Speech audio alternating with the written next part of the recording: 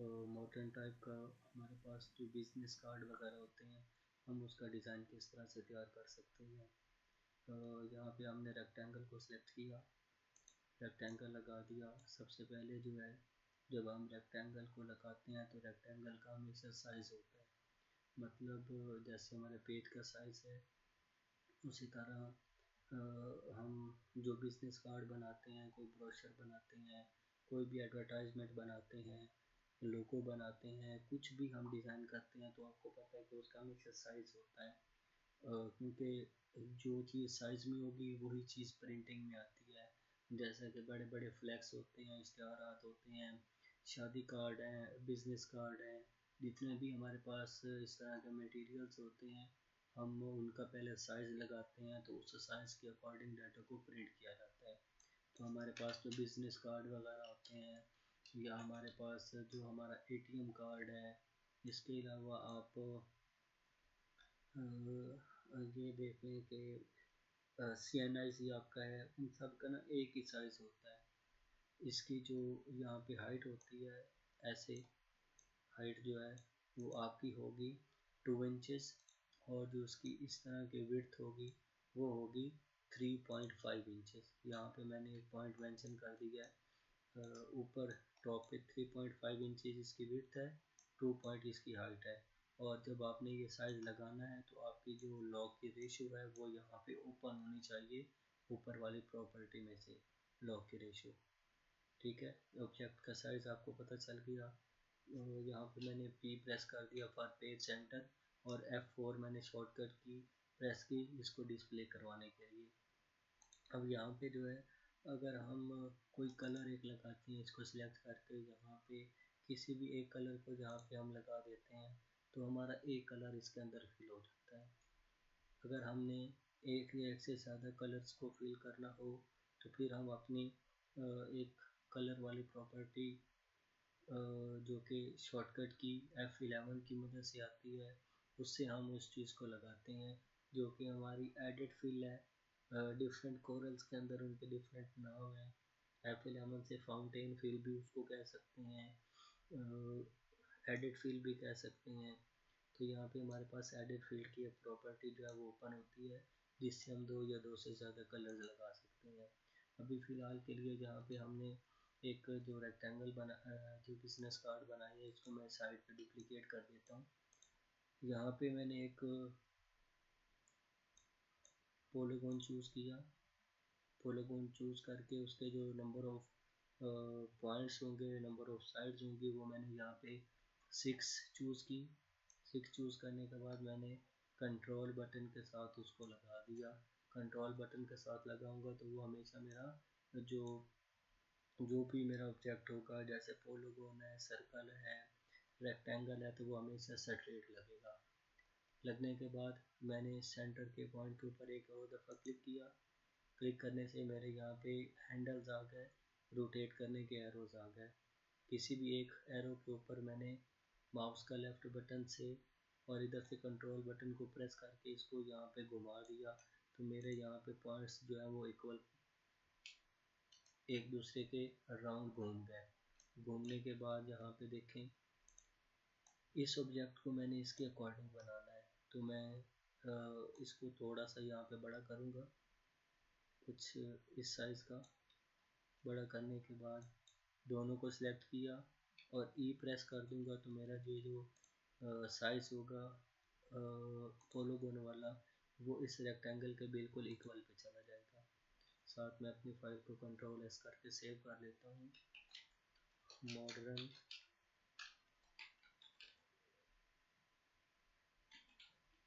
Business card background.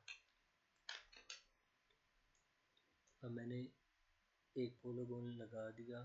लगाने के बाद यहाँ पे मैं एक काम करता हूँ, थोड़ा सा इसको मैंने जूम किया। जूम करने के बाद यहाँ पे मैंने F5 फ्री हैंड टूल से एक लाइन को क्रिएट करना है, या यहाँ से मैं पेन टूल को सिलेक्ट कर लूँगा, या फ्री हैंड टूल F5 की मदद से, दोनों में से किसी भी एक पॉइंट को आप सिलेक्ट कर सकते हैं। तो मैंने पेन टूल के ऊपर सिलेक्ट किया, यहाँ पे एक पॉइंट ये जो मेरा एज पॉइंट नज़र आ रहा है, यहाँ से मैंने एक लाइन क्रिएट की। पेंटूल को आपने कैसे सिलेक्ट किया? जी, मैंने सिंपली पेन टूल को कैसे सिंपली आपने सिलेक्ट किया? मतलब कि उसके ऊपर मैं क्लिक कर दूंगा तो वो पेन टूल मेरा सिलेक्ट हो जाएगा। ओके। पेन टूल के ऊपर मैंने सिलेक्ट किया। सिलेक्ट करने के बाद मैंने एक लाइन क्रिएट की। यहाँ पे जो स्टार्ट वाला डॉट आ रहा था वहाँ से लेके यहाँ तक जो मेरा पोलोगोन की शेप है उन दोनों की लाइंस को टच कर रही है लाइन। तो ये लाइन जो है ना मैंने एक ड्रा कर ली। अब मैंने इस लाइन को सिलेक्ट किया हुआ है। शिफ्ट के साथ मैंने अपने पोलोगोन को सिलेक्ट किया और मैंने सी प्रेस कर दिया। सी प्रेस करने से ये जो मेरी लाइन होगी ये बिल्कुल पोलोगोन के सेंटर में चली जाएगी। जैसा कि अब आप देख सकते हैं कि ये पॉइंट और ये पॉइंट इनके बिल्कुल पॉइंट्स के बिल्कुल बीच में मेरी लाइन आ गई है। तो यहाँ पे मैंने इस लाइन को दोबारा से सिलेक्ट किया। तो ये लाइन आपने कैसे लगाई थी? मैं दोबारा लगाने सिखा देता हूँ।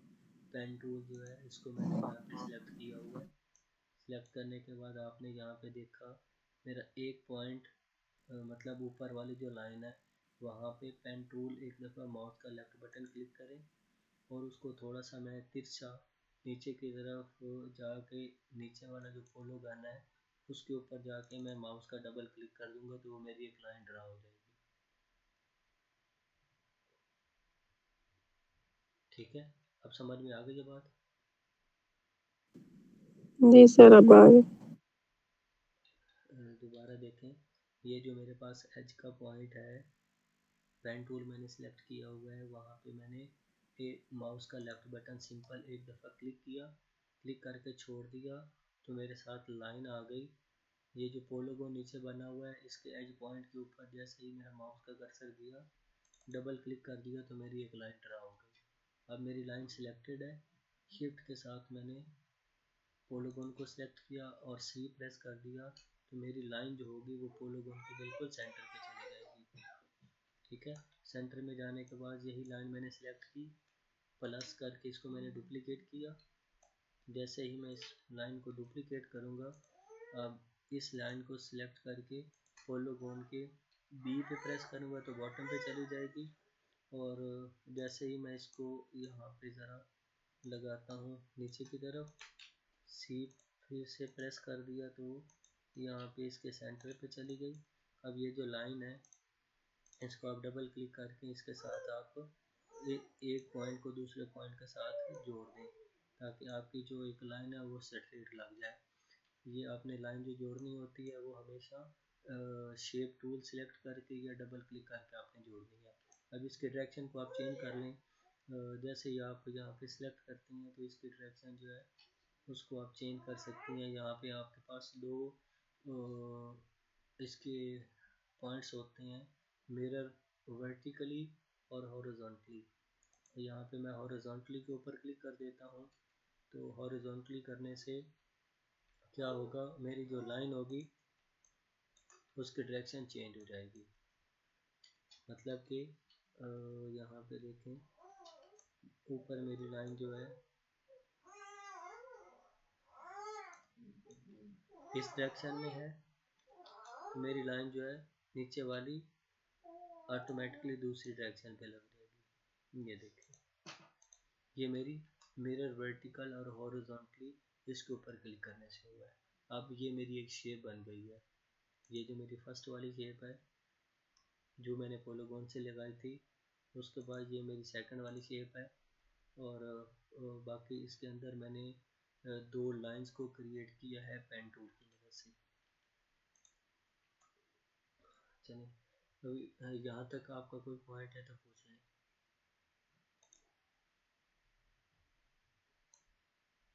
ये सर आ गई समझ। चलिए यहाँ पे मैं एक टूल का यूज़ कर रहा हूँ जो कि इस कोरल के बिल्कुल लास्ट में फंक्शन दिया हुआ है इंटरेक्टिव फिल टूल वाला। तो इसके अंदर एक मेरा टूल आता है जिसका नाम है स्मार्ट फिल। ये जो लास्ट वाला आपके पास ऑप्शन है कलर का इस टूल बॉक्स में से यहाँ पे मैंने क्लिक किया और यहाँ से अंदर से ऑप्शन स्मार्ट फील के ऊपर मैंने क्लिक किया और यहाँ पे अब मैंने साइड पे एक क्लिक कर दिया। ये जो जहाँ पे मैंने लाइंस बनाई थी, तो लाइंस बनाने के बाद मेरा ये पॉइंट कुछ इस तरह से लग गया। अब ये जो पॉइंट है इसके ऊपर मैं कलर कर देता हूँ कुछ इस वाला, इस तरह का, और इस पॉइंट को मैं सिलेक्ट करके मैं कलर वाइट रहने देता हूँ। इस पॉइंट को, इस शेप को मैंने सिलेक्ट किया और मैंने यहाँ पे ब्लैक कलर चूज़ कर दिया। नीचे वाली बैकग्राउंड को भी मैं ब्लैक कलर लगा देता हूँ। ब्लैक कलर लगाने के बाद अब ये जो मेरा पोलोगोन है, इसको मैं थोड़ा सा जो है वो शेडो देने की ट्राई करता हूँ। तो यहाँ से मैं चूज़ करता हूँ शेडो टूल। शेडो टूल के ऊपर मैंने सिलेक्ट किया और मैंने एक छोटा सा बॉक्स क्रिएट किया बिल्कुल इसके साथ का, ऐसे। तो मेरा शेडो बन गया। अब देख रही है दोनों ब्लैक कलर है, लेकिन मेरा शेडो लगने से ये कलर एक और कलर अच्छा सा नज़र आ रहा है। दोनों को मैंने सिलेक्ट किया। सिलेक्ट करने के बाद साइड पे डुप्लीकेट करके साइड पे भी रख लें और इन सारे को सिलेक्ट किया और यहाँ पे राइट माउस का बटन क्लिक करके मैंने इसकी आउटलाइन को ख़त्म कर दिया। ख़त्म करने के बाद यही जो सेम मेरे पास बिजनेस कार्ड आ रहा है वो कुछ इस टाइप का नज़र आएगा।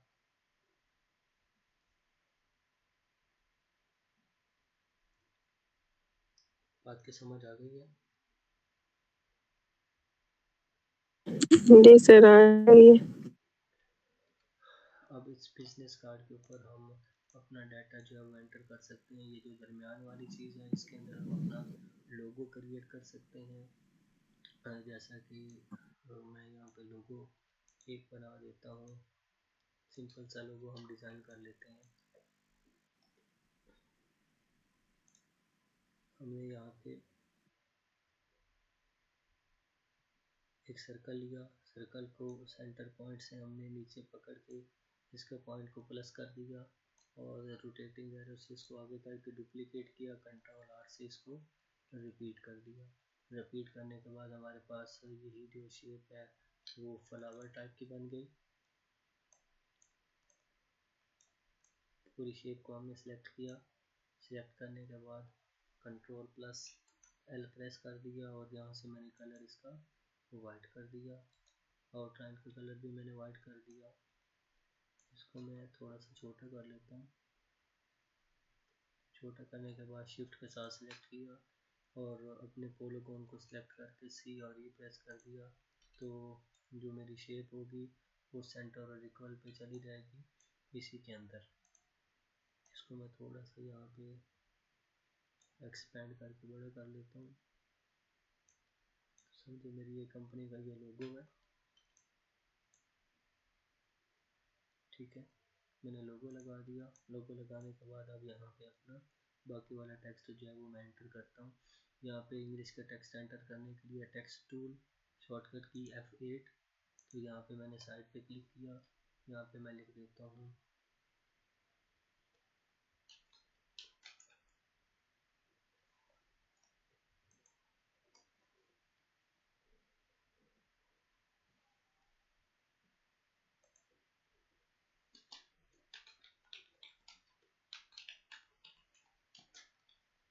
यहाँ पे मैंने नाम लिखा।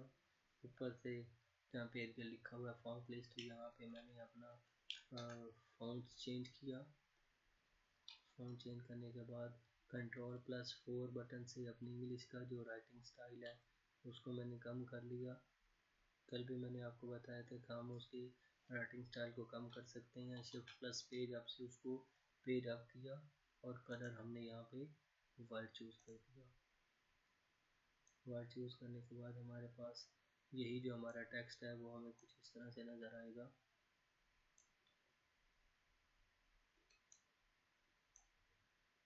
देखिए हमने अपने टेक्स्ट को इस डायरेक्शन में लगाया। लगाने के बाद इसी को हम प्लस करते हैं, प्लस करके नीचे लगा देते हैं। हमारा टेक्स्ट डुप्लीकेट हो गया। इसका यहाँ पे फॉन्ट स्टाइल मैंने कैलिबरी वाला चूज़ किया, उसको मैंने बोल्ड कर दिया। वर्ड करने के बाद डबल क्लिक किया तो हमारा दोबारा से टेक्स्ट सिलेक्ट हो गया। यहाँ पे मैं लिख लेता हूँ ग्राफिक डिज़ाइनर। इसको मैं थोड़ा सा मज़ीद छोटा कर देता हूँ। ग्राफिक डिज़ाइनर मैंने लिख दिया। Generic quality graphic designer text आ गया। अब इसके नीचे जो है वो हम एक लाइन क्रिएट करना चाहें खूबसूरती के लिए तो वो भी हम क्रिएट कर सकते हैं। जैसे कि मैंने रेक्टेंगल सेलेक्ट किया, एक रेक्टेंगल लगा दिया यहाँ पे। ये जो रेक्टेंगल है ये मेरे ग्राफिक वर्ड के बिल्कुल नीचे होगा। इसका कलर मैं यहाँ पे कर देता हूँ जो हमने बैकग्राउंड का कलर किया था, सेम उसी तरह का यहाँ पे यहाँ तक। अब इसको मैं प्लस करके डुप्लीकेट कर देता हूँ और इसकी लाइन की ओपेसिटी को थोड़ा सा कम कर देता हूँ। थोड़ी सी स्पेस के बाद मैं इसका कलर कर देता हूँ वाइट। और ये जो मेरे पास लाइन नज़र आ रही है इसको मैं यहाँ पे कैच के डिज़ाइनर के साथ मिला देता हूँ और ये जो मेरे पास है इसको मैं शिफ्ट प्लस स्पीड अप कर देता हूँ। अब इसकी जो कैपेसिटी है उसको थोड़ा सा जो है कम कर दें ताकि ये ज़्यादा लाइन बड़ी होकर बुरी ना लगे। तो हमने ये टेक्स्ट का डिज़ाइन और एक अपने रेक्टेंगल का डिज़ाइन कुछ इस तरह से तैयार किया।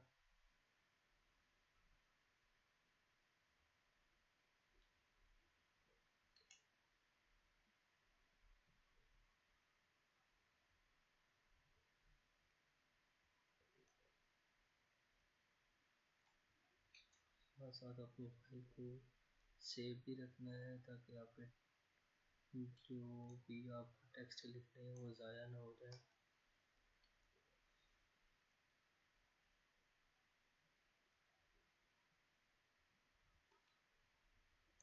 क्योंकि ये कोरल मेरा थोड़ा सा स्लो वर्किंग कर रहा है आज इसी इशू की वजह से।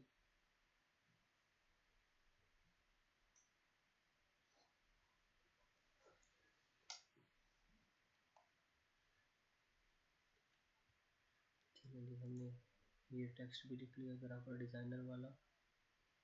अब इसके नीचे जो है हम उसी अपने टेक्स्ट को मज़ीद प्लस करते हैं। प्लस करने के बाद हम इसको नीचे लगा दिया। नीचे लगाने के बाद हम यहाँ पे डबल क्लिक करके इसको सेलेक्ट करते हैं। तो यहाँ पे जो है वो हम अपना नंबर लिखते हैं +923127500055। हमने यहाँ पे अपना नंबर भी लिख लिया। फिर हमने इसको प्लस किया, थोड़ा सा नीचे लगाया। लगाने के बाद फिर हमने अपने नंबर को सिलेक्ट किया। यहाँ पे लिख देते हैं इकबाल voice6@gmail.com। तो हमने इसको थोड़ा सा सर ये हम ऊपर वाला प्लस करके नीचे क्यों लिखते हैं? वैसे नहीं लिख सकते? वैसे भी लिख सकते हैं। ये तो मैं अपनी सहूलत के लिए लिखता हूँ ताकि बार बार इंग्लिश वाला जो टेक्स्ट है वो सिलेक्ट ना करना पड़े, और तो कोई इशू नहीं है। अब इसको मैं सिलेक्ट करके यहाँ पे थोड़ा सा नीचे की तरफ लगा देता हूँ और इसको मैं दोबारा से प्लस कर देता हूँ। प्लस करके थोड़ा सा नीचे दोबारा लिख देता हूँ। लिखने के बाद यहाँ पे डबल क्लिक करता हूँ। यहाँ पे लिख देता हूँ VU कैंपस जंग। मैंने टेक्स्ट लिख लिया। टेक्स्ट को थोड़ा सा जो है आपको मज़ीद छोटा कर लें और यहाँ पे जो है छोटा करने के बाद इन तीनों को सेलेक्ट करके सी प्रेस कर देंगे तो टेक्स्ट आपका सेंटर में हो जाएगा। अब इसी जो हमने यहाँ पे लोगो लगाया है मज़ीद इसको मैं प्लस कर देता हूँ। प्लस करके थोड़ा सा छोटा कर देता हूँ। छोटा करके हम यहाँ पे दरमियान में भी इसको यूज़ कर देते हैं। इस टेक्स्ट को थोड़ा सा मैं मज़ीद नीचे कर देता हूँ। तो ये देखें हमारा एक बिजनेस कार्ड सिंपल जो है, सिंपल भी और मॉडर्न भी कुछ इस तरह से तैयार होता है।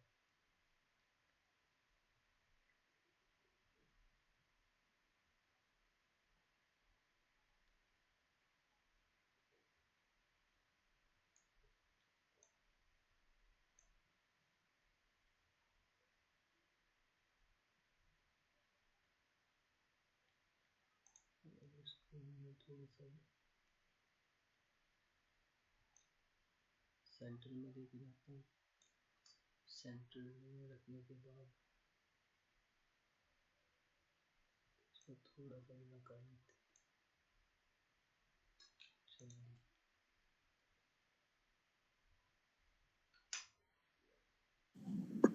साथ साथ अपनी सर फाइल आपकी आवाज नहीं आ रही। साथ साथ अपनी फाइल को जो है वो मस्ट सेव करते रहना है, ताकि अपनी फाइल जो है वो किसी भी तरह से ज़ाया ना हो जाए। इसलिए अपनी फाइल को साथ साथ सेव भी रखना है। पूरे रेक्टेंगल को मैं सेलेक्ट करता हूँ, कंट्रोल जी से ग्रुप किया, फिर मैंने सेव कमांड को यूज़ किया और यहाँ पे मैं अब पी प्रेस कर देता हूँ, तो ये जो मेरे रेक्टेंगल होगा वो पेज के बिल्कुल सेंटर में चला जाएगा। और यहाँ पे देखें, हमने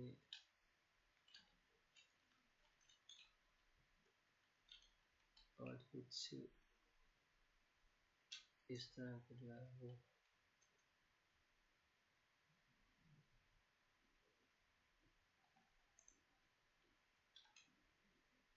एक फेस कार्ड जिसको हमने तैयार करना सीखा है, हाँ वो कुछ इस टाइप का है। इस तरह का बिजनेस कार्ड आप तैयार कर लेंगे। जी सर, अब तो समझ आ गई है। अगर रिकॉर्डिंग मिल जाती तो अच्छा था। चलिए ठीक है, मैं इंशाल्लाह इसकी रिकॉर्डिंग भी अपलोड कर दूंगा।